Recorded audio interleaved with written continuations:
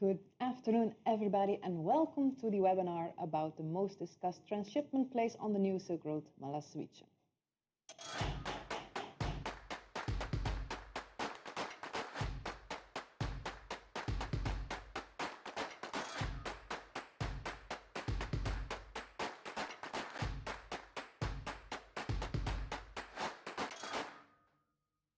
Yes, hello everybody and welcome to this RailFreight webinar. And today in the studio with me are Marco Raimundi, editor of RailFreight.com. Hello everybody, thanks for having me.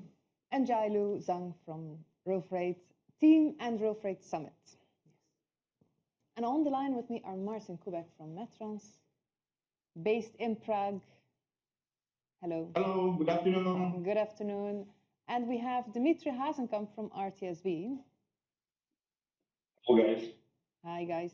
Hi guy. And where are you based? Right now I'm in headquarters in Friedrichsdorf, but normally I work from Berlin. Okay. All right. And we have Bria, but I'm not sure if she's connected. Can we check if we have Bria? Liu from TopRail? No? Okay. We're having some issues connecting to her because she is based in China. Maybe halfway the webinar it works. Who knows? And of course, it's a webinar, so we have the audience too. It's not just about us. So audience, please feel free to contact us to ask your questions. We have a chat.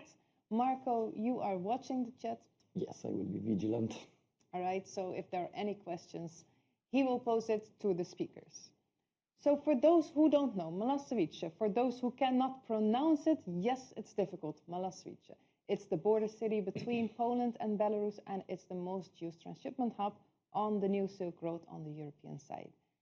Now, there's a lot of talk about this place during our summits and webinars and on the website, and especially last year because the EU decided to withdraw its funds to redirect it elsewhere towards the connection with Poland and Ukraine. So the big question remains, what is the future of Malaszewicze? Is Poland going to invest in it or not? Are there still volumes on the route through Malaszewicze or not? Is it still worth it or not? And is Poland still the center of the Silk Road? This is what we're going to discuss in the next hour.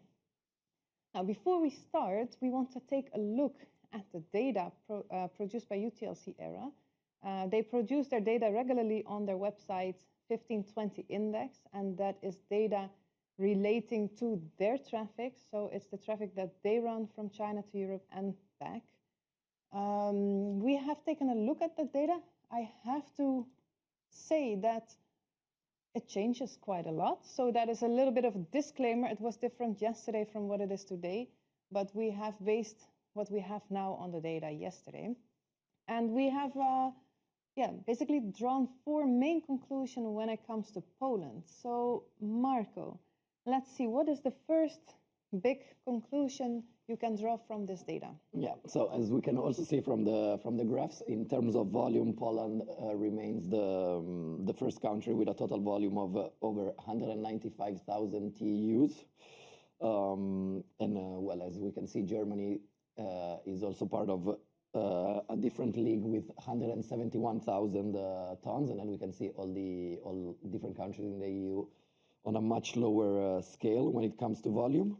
The second conclusion we draw is that Poland saw a year-on-year drop of volume of over 13.41%, which is a relatively low drop, especially compared to the rates, to the trend that other countries had. We could see, although, a much sharper decline in eastbound trains, which when it comes to Poland, which declined by over 61%, whereas eastbound trains westbound trains declined by a little over 13%. So we can see that westbound train, and that brings us to our last conclusion, westbound trains are exceeding eastbound trains by over 10 times, whereas the balance is much more delicate for other destinations. And this trend, it may be something that we could have seen as well during the first half of 2022 when UTLC ERA published their first batch of data, when we could see a similar trend when it comes to TEUs shipped between Poland and China. For instance, back then, eastbound trains had a drop of 49.28%, so we saw an even higher decrease throughout the whole year. Whereas westbound trains dropped by 14.18% during the first half of 2022. So we can see that westbound trains, the decrease actually decreased. Sorry, the wordplay there. All right, so what we saw, because can I go back to that first graph, please? The first graph shows the huge difference between the numbers of Poland and Germany, actually, and the rest of Europe. So Poland and Germany are still the number one. Poland is definitely the number one. Germany comes slightly second. So maybe, Martin, do you have any idea why Poland remains the number one destination despite all the challenges of its location?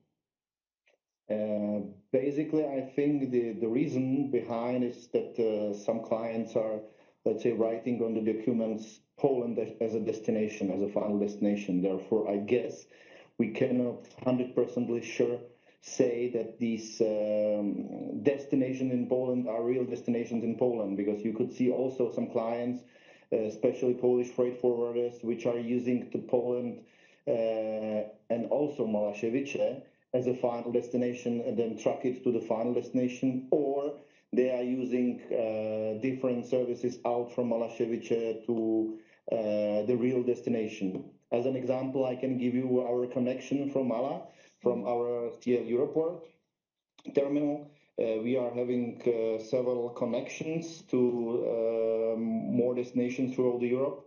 And the clients are asking us to pick up the containers within the area of Malaszewicze, bring it to our trains and move it farther to final destination in Europe. But on the documents, UTLC will be able to see only Malaszewicze as a final destination. Right. So that's the main reason, I guess. Okay, so this doesn't portray the exact situation. Yeah. I think so. But nevertheless, I think it's fair to say that the route via Belarus and Poland is still the main route. We've discussed it several times. Maybe we can just quickly recap on last year. There was the middle corridor coming up quickly, but it is nothing compared to the main route. Dmitrij, is that still the case? Absolutely. Well, the middle corridor showed some potential at the beginning of the conflict, and there was quite a big interest from the customer side, but very quickly we had to recognize that the capacity of this corridor is far away from the capacity of the main routing via Belarus and Poland. So the customers, the decision is still driven by the customer, and of course the route via Constanța or via Turkey has to improve a lot. Yeah, and has anything changed? Because I think around halfway last year we made same conclusions about this. Did anything change in the last 6 months or 3 months? Yes, the colleagues in Azerbaijan and Georgia, they are working on capacities and on the efficiency of the route. Mm-hmm. I have seen some new statistics and some new leading times from Altenkol to Poti by around 12 to 14 days. We also know that the real problems actually start in Poti if you're operating this route. So Poti, seaway through the Black Sea, and then Constanța, there are still bottlenecks. And of course, we still need to work in order for this route to be as competitive as the Malaszewicze. Yeah, and do you see a change in the approach or the view of the customer on the route through Belarus and Russia? Well, the mindset is still the customers who were avoiding Russia are still doing this. Basically, they faded completely to the sea transportation, and the customers who were using, some of them are coming back if they need some urgent transportation. But still the main trend is if you want to avoid Russia, you have to move to the sea transportation. Yeah. So as for now. yeah. So basically, the cards on the table, they have been set, and they're not going to change much for this year either, probably. There's been some shift in volume, but at the end of the day, it remained the same since the beginning of the conflict. Yes. Yeah. All right. We have that second graph that we were just looking at shortly. Can we have the second graph, please? Yes, this is the one. You can see that there's, okay, now we understand that Malaszewicze, we have to take it a little bit with a perspective, with the context, but we can also see a huge difference in the rise or decline of other countries, such as Italy, for example, really lost a lot. Hungary was boosted a lot, and so was Denmark, which was very surprising to me. Martin, do you have any explanation for these huge differences? Yeah, to be honest, it's basically back to the correction of the data, because if I could see that for Italy you have there only 100 TU, it's definitely not the true, because only we moved some few trains, and few, I mean, maybe 40, 50 trains last year to Italy. The same, I think RTSB did some trains to Italy, other rail carriers did the trains to Italy. Therefore, 100 TU to Italy is definitely not the correct data there. Regarding Hungary, I agree there is a huge potential and increase, that's for sure. Last year, I would say, from our perspective, was the Hungarian year, because we have seen a lot of requests to Budapest and for to destination Hungary at all, actually.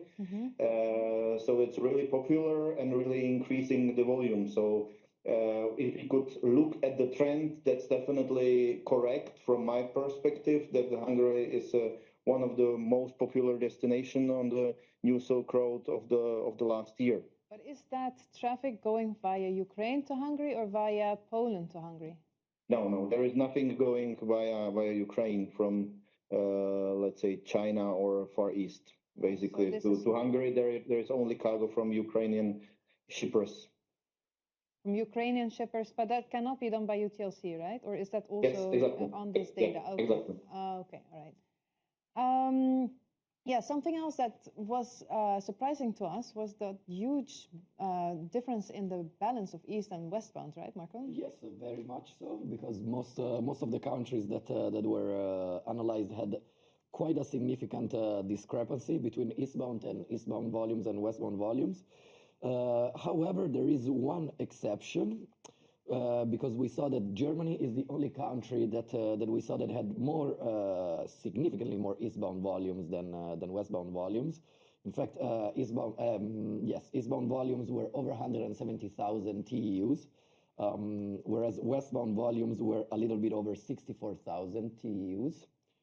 So therefore, that is also quite an interesting development, and maybe our guests can shed some light on why that was. Maybe Martin? Yeah, actually, this is something which we have experienced also in the last year. Maybe Dmitrij could also comment it, but we could see that the last year was really a drop in the eastbound. The clients, after the war started in February, dropped a lot with the eastbound cargo sending to China. And due to the fact that the vessels was quite full, there were congestion in the ports, etc. COVID-19 in China, all these things bring cargo on the rail or keep the cargo on the rail on the westbound, but not so much on the eastbound. Really, the client in Europe was somehow more affected by the war. Therefore, they stopped sending cargo to China via rail. Yeah, but at the same time, Germany had a major increase of eastbound volumes, Of right? eastbound. Yeah, so how should we understand that? Or is that also incorrect data, maybe? No, I don't think. It might be that some German companies found this way as more workable than the ports. It reminds me the situation from the middle of the last year when the Hamburg port and generally the Rotterdam port and the North ports was quite heavily congested. Therefore, it was really difficult to bring the cargo to the port and ship it to China. And as I've said some years ago already, transportation, it's flow. It's like water. So the water needs to find a way. And in the last year, the way was to ship it by rail to China if there is a possibility. But still, there were a lot of clients which was hesitating to send it by rail, used sea freight or other type of transportation. But yes, the congestion in the ports, COVID-19 in China, all these things affected. That might be that some clients was looking for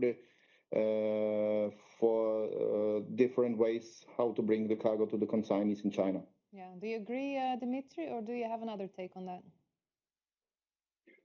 Well, first of all, you have in the eastbound transportation, you have the buyer of the cargo sitting in China.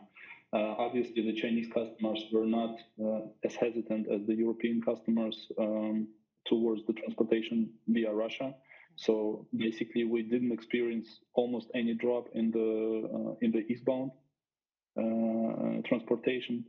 Plus, as Martin just said, Germany and Poland are not only destinations and origins of the cargo; they are also transit countries. If you cannot depart a train from Italy, for example, then you go with the trains from Germany, and you just consolidate the cargo in the origin terminals in Germany. The same goes for Poland. Yeah. This is why you see how westbound increased or stayed at the same level in Poland, because you just cannot find enough cargo to send to other countries like Czech Republic and so on and so on. So you just use Poland or Malaszewicze as a hub, and in the data of UTLC it will show up as Malaszewicze or Poland. Yeah. But in reality, you're just consolidating and sending them by truck or single shipments on the services, public services. Yeah, the only thing, I'm not a data expert, is that this had a clear distinction between transit traffic and destination traffic, and this was all under destination traffic. But I think we can conclude that the data is not completely trustworthy, or it's not easy to draw conclusions based on this data, and that is always the case with data. Yeah. I would argue with that, because the data is most probably from the staffing lists. And if you analyze the staffing list, you analyze the final. You don't analyze the consignee of the cargo. You just analyze the final destination, yeah, ordered by the customer. And yeah, very often this is Malaszewicze, and the consignee is actually sitting in Czech Republic or Hungary, yeah, or whatever. So, don't trust any statistic that you didn't manipulate yourself. This is why. All right. Well, about Malaszewicze, because that's what the webinar is about, do you see a changing role for Malaszewicze as a hub?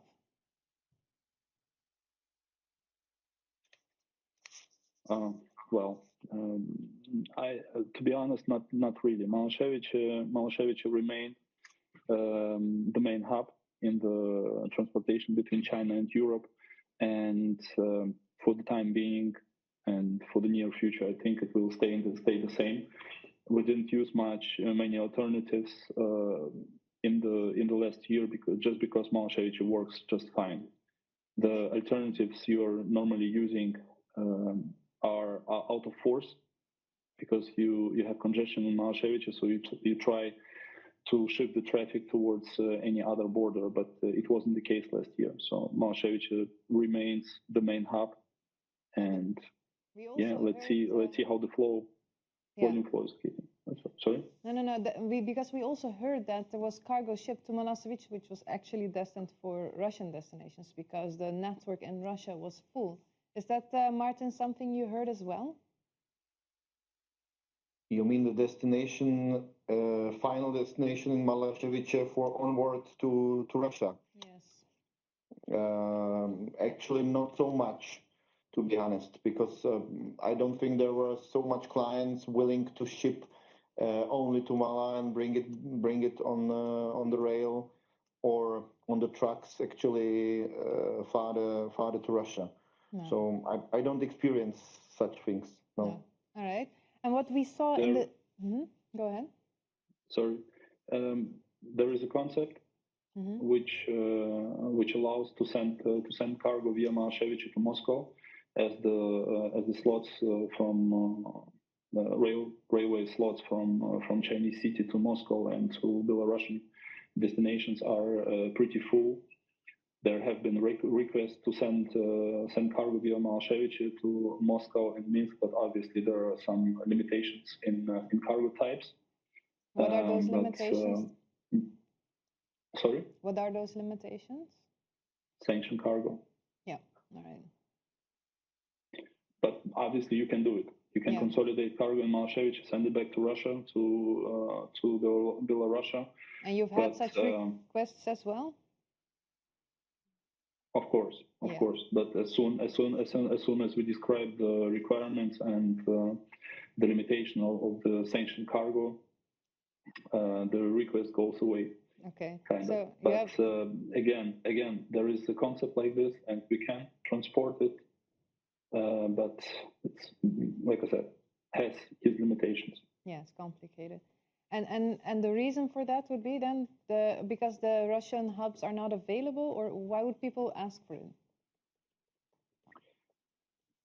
No, basically you are trying to avoid. There is a lack of slots, of railway slots from China to Moscow. Right. There is limited. There is a lot of demand for that. Yeah. The volume is huge right now, and the European trains are basically first not so many, and second, empty. So you just try to fill up the Malaszewicze trains basically with the Russian volume in order to kind of make a workaround. Yeah, and wouldn't it that be more sensible to ask for more trains to Russia and less trains to Europe from China, or is that not something you have any control over? We don't have any control over this.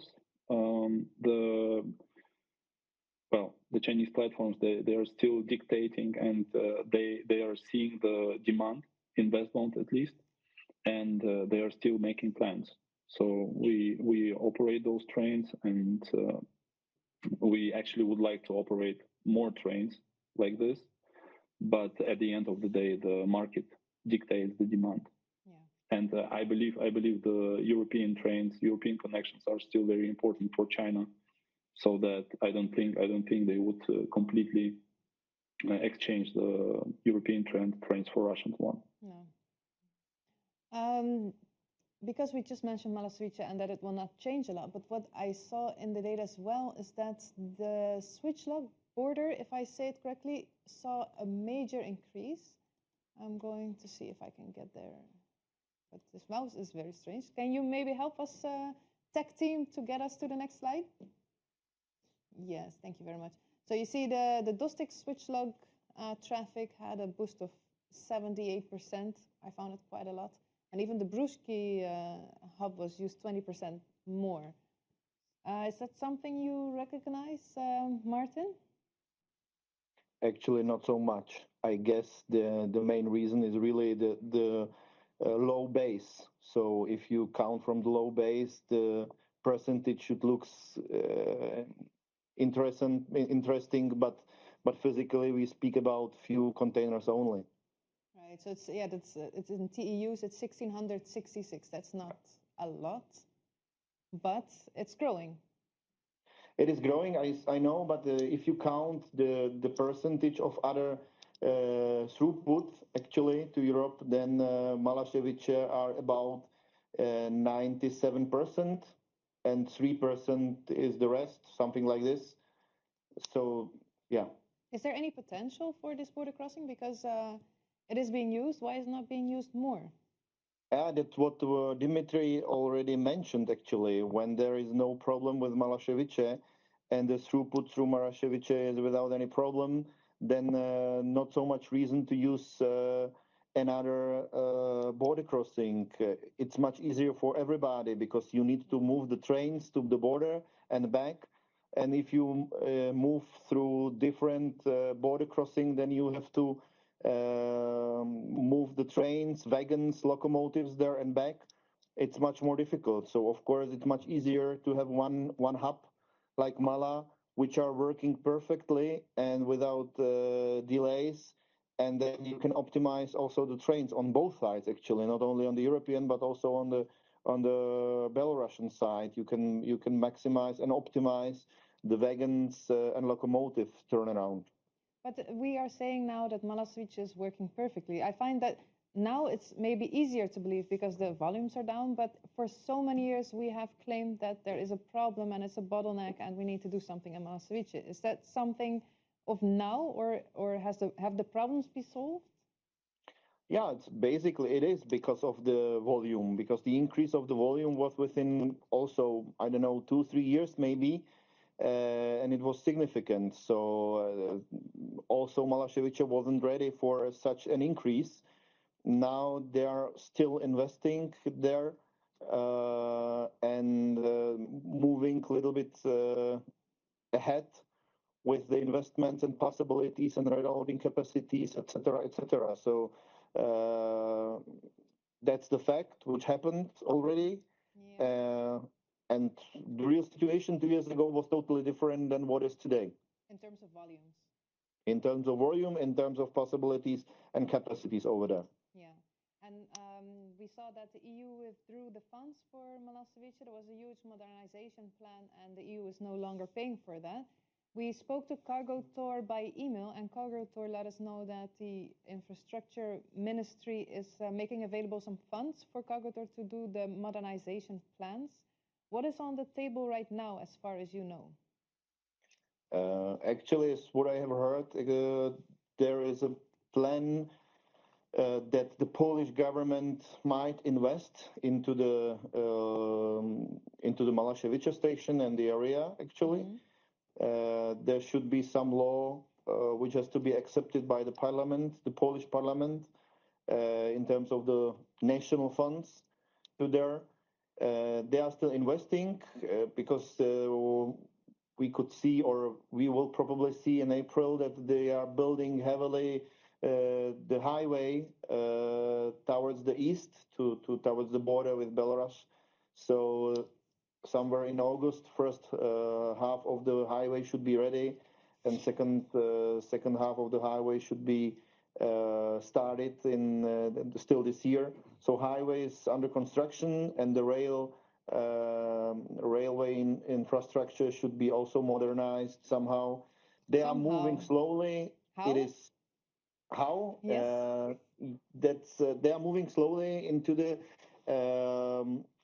weight limitation, or increasing of the weight limitation. There should be increased weight per axle up to 25 tons per axle. And of course, also the station is modernized into the longer trains. Therefore, 750-meter long trains are already the fact in Malaszewicze, not on the whole way, but in Malaszewicze, yes. So the main issue or main target now should be the heavier trains. Yeah, you were saying something about April. We will get to that later, so people understand why you're saying we are going to see that in April. Of course, we have asked PKP-PLK to join us for this webinar because they would be the best to answer these questions, but unfortunately they could not make it. So I'm going to ask you all the questions. Dmitrij, could you, from an operator side, just explain what you would like to see happening in the next year in Malaszewicze? Well, this is a good question. So I guess, or I believe that when the conflict between Russia and Ukraine is ended, I truly believe that all the connections, all the I'm very sorry.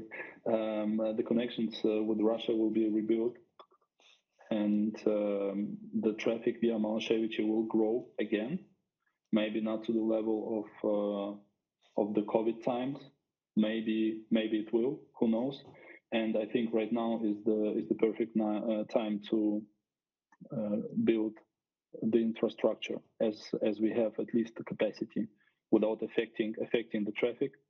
And of course, I would like to see Malaszewicze being able to handle more cargo. And of course, I would like Malaszewicze to be able to handle more trains and longer trains and heavier trains. And we in Europe need to take this as a chance to really concentrate on the infrastructure.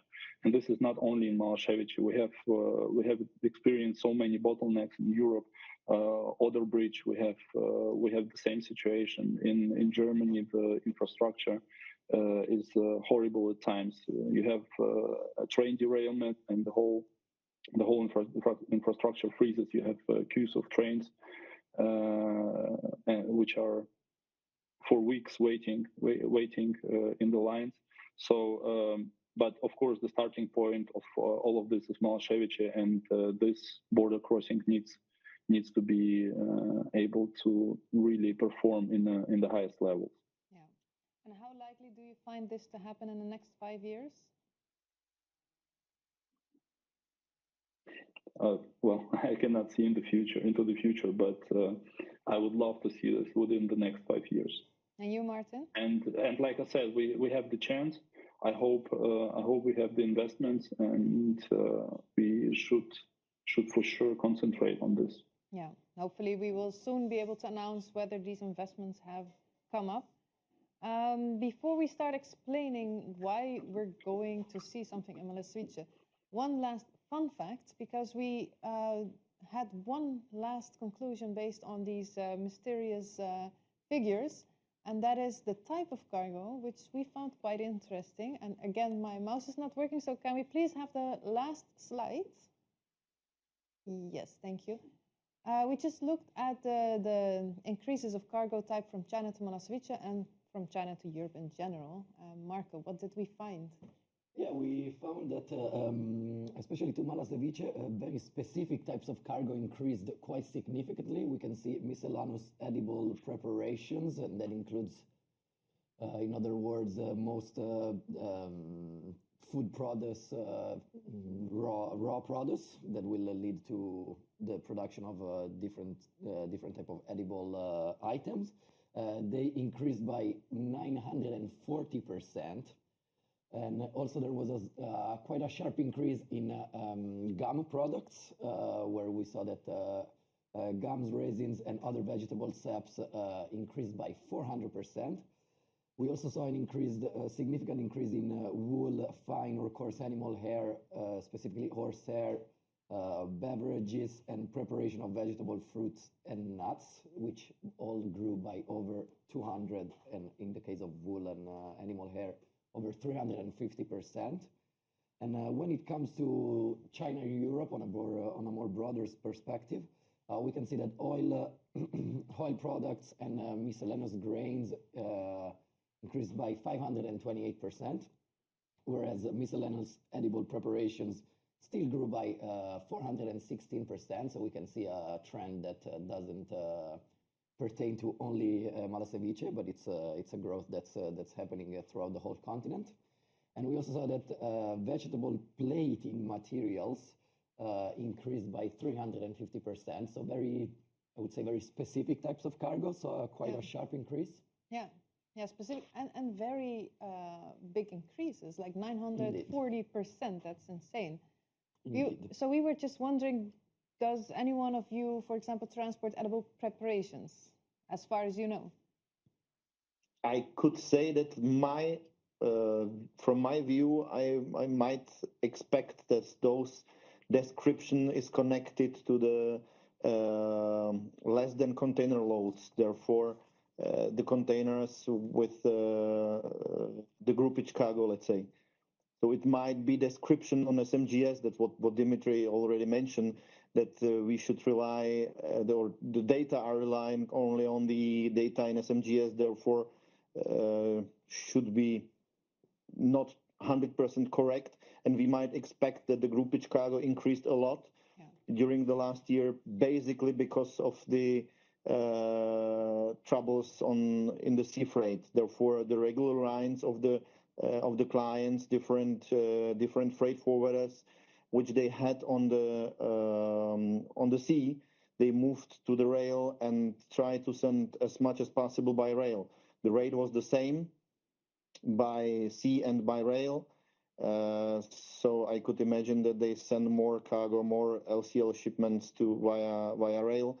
And the second point is, of course, the rates of the shipping, because when you consider that middle of the year, the rate of sea transportation from Shanghai to Hamburg, for example, was around $12,000 per 40 feet containers, and the similar level was rail freight. Then, of course, a lot of clients decided to send it by rail instead of by sea. Now we are, or at the end of the year, actually, we was in a different situation where we could see decrease in the sea rates, which are now around $1,500, $2,000 per 40 feet containers, and this is already impossible for the rail rates. Okay, that is an interesting insight. In the meantime, I think we have got some contact with Bria. Bria, hello? Hello, can you hear me? Dmitrij. Yes, we can Hi. hear you. Hi. Good evening. Good evening. Welcome to the webinar. We were just talking about the large increase of LCL shipments from China. Is that something that you have also experienced? With TopRail, we are running mostly the LCL this moment to Moscow and Minsk. So not really, not really touching the European market with LCL territory, unfortunately. Is that because of the demand? Not really. I'm sure the demand is very high. We're supposed to have even higher demand this year. But with our latest information coming from Shenzhen area, with those markets, they're actually very concerned with the security check with Malaszewicze. This is what I heard, the latest news. 95% of the previous, the Amazon goods, those ones goes to the FBA warehouses. 95% used to be like 60% going to the ocean freight. Now it's approximately like 95% choosing the ocean freight. Due to the so-called security checkers. It's unfortunately, I missed the previous talk, the dialogue you guys have been, having. But yeah, that's okay. But what you're saying is interesting, because which security checks do you mean?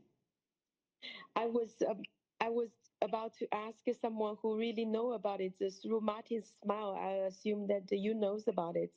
Yeah, you know about it. Do you? Yeah, actually, we were discussing in Malaszewicze 2 weeks ago about it with the other terminal operator there, or owner of the terminal in Malaszewicze, that we could see increased control from the customs officers in the area, and that we need to address it to the customs office of Polish government, that this needs to be somehow optimized. But it's true. Last days, if we speak about the last maybe months, maybe 2 months, we could see increase in the customs controls on the containers coming from China. That's indeed true. Yeah. And any idea why that is? Not really, to be honest. Not really. Might be that there is less cargo. Therefore, it's much more visible now that when they are doing the control, because when you have flow of, 15 trains per day, and they are choosing the same amount of containers, then it's not so visible. Like if you have only 3 or 4 trains per day, it's much more visible than the control process of the customs. So it might be only that the percentage is higher because of lower throughput. Yeah. Well, Jailu, you said that you have an idea. What's your idea? Because recently I read a report that was from Hasenkampf government that they think that last year one third out of three cargo between China and Kazakhstan are smuggling cargo, and so they are putting really severe custom controls at the border between China and Kazakhstan. So that's just my personal opinion that I think it's also affecting the border control between Belarus and Poland. Yeah. Okay. Yeah, we've come actually to the end of the webinar where we're going to talk about Malaszewicze in April.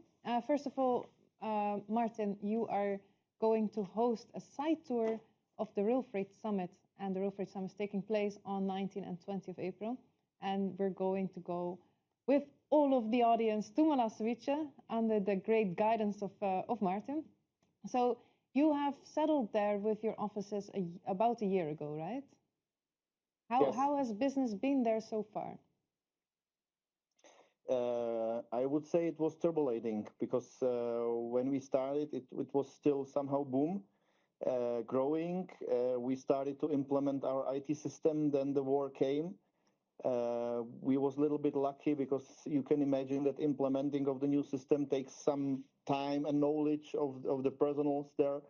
Therefore, it was for us a little bit lucky. Now I think we are really satisfied with working of the terminal, and the situation in Mala is very stable there. We have stable team. We have implemented really our IT system, which helped a lot. And what I could hear also from, for example, from the truck drivers, we are one of the best in the area for tracking releases, the container tracking releases, because the system is very effective. And I would like to show you also how it is working and how we are doing it at Metrans and what we have improved. But I could see when I come to the terminal, I could see the improvement, because last year when I came, there was a huge queue, not only on our terminal, but on most of the terminals, there was a huge queue of the trucks waiting for picking up or deliver containers. Now on our terminals, we don't see it. Even we could see it on other terminals, we don't see it on our terminal. Therefore, I'm really proud of the colleagues there that they catch it and they started to use it in full, and we are able to manage much more. And that's basically also partly an answer to the beginning question, if Malaszewicze are able to increase the capacity. From our point of view, we did it already, and only with helping of the IT system, we increased the capacity of the terminal. Yeah. Therefore, we are ready for more cargo. And we are looking forward to welcome you and show you everything at our terminal, definitely. Well, we are also looking forward to that very much, because at every event so far in Poland, everybody has been asking us, why are we not going to Malaszewicze? And a lot of people even wanted the summit to be in Malaszewicze. We found that a little bit difficult to arrange because it's a far place. But this time we thought we are going to be in Warsaw. The conference part is going to be in Warsaw. And then the next day we just take everybody and we go there. And of course, it's not just traveling. We're going to have a program throughout the day of traveling. So you're not going to just sit next to each other and talk about the weather. We're going to talk about a lot of things. There will be games, there will be speakers, there will be interaction throughout the journey. And then we're going to see what you have for us there. A little bit about the summit. Jailu, what is the summit all about? This year, we wanted to really recreate the epic edition we had last year in Warsaw, and from our survey from previous participants. And it's also mentioned Warsaw is a very well-connected place for everybody to join. So we decided to continue with the same venue, but we hate to repeat ourselves like everybody else in the industry. And so we thought instead of having a 2 days event, and this year we do it 3 days. So on the day one, we already welcome everybody in the evening for the reception and networking drinks. And then on day two, we're going to have a 1 day full program focusing on the knowledge exchange and also networking building. On day three, we dedicated it to the Malaszewicze trip, because seeing is believing. And we've been talking about Malaszewicze like ever since And I think it's really the good time that we can go there. We make efforts of arranging the bus, and we have great partners like from Metrans supporting us. And I hope there are more terminals around Malaszewicze open for all our participants to join as well. And so it's going to be a great trip. Yeah. And this year, especially, that we made the efforts of marketing our events in China. Borders are finally open and people can travel. And so we are in constellation with WIFFA, the Rail Alliance. So it's a group of sea forwarding companies who participate actively in the rail forwarding as well. And they are considering of sending Chinese delegations. And for the Chinese, Malaszewicze is a must-visit place. It's almost like if you mention the name among Chinese, they know Malaszewicze, they work in the rail industry. So it's a benchmark. Yeah. Are they able to pronounce it?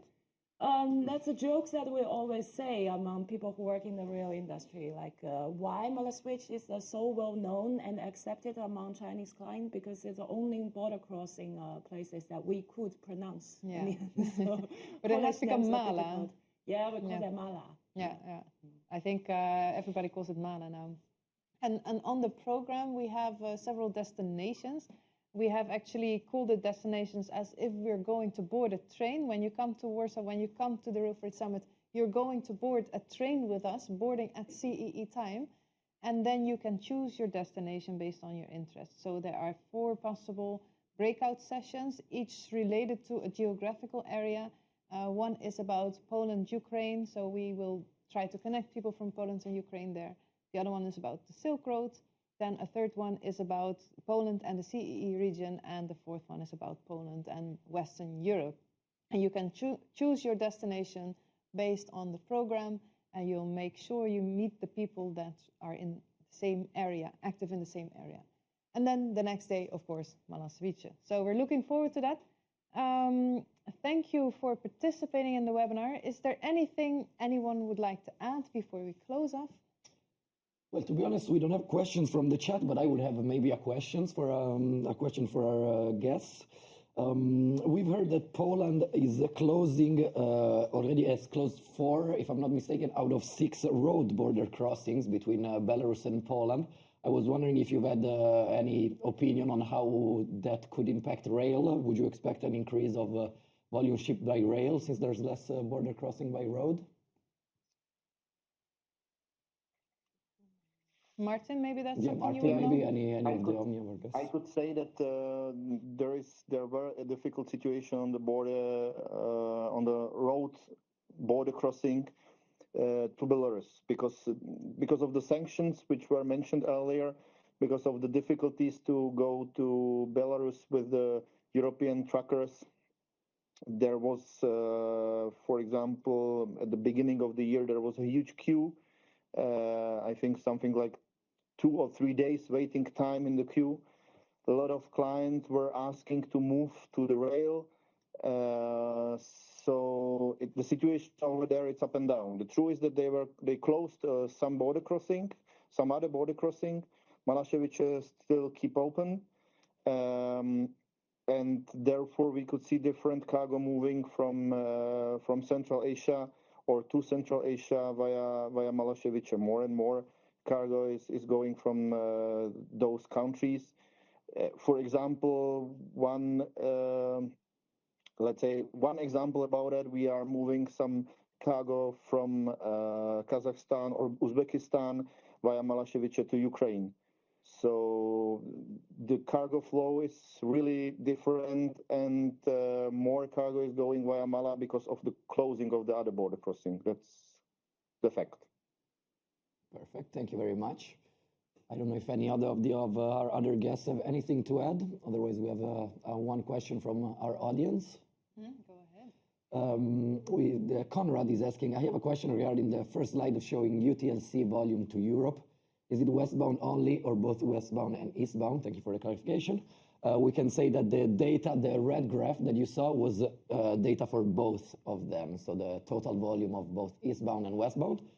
But you can find the data for eastbound and westbound also on the ERI index database 1520. Yeah. All right. If there are no further questions, I hope we see everybody in Poland in Warsaw on the 19th and 20th of April. Dmitrij and Bria and Martin, thank you very much for joining us. Thank you. All right. And thank you Thank for the you for audience. having us. Yes, and thank you, audience, for watching. Have a good weekend. Bye-bye.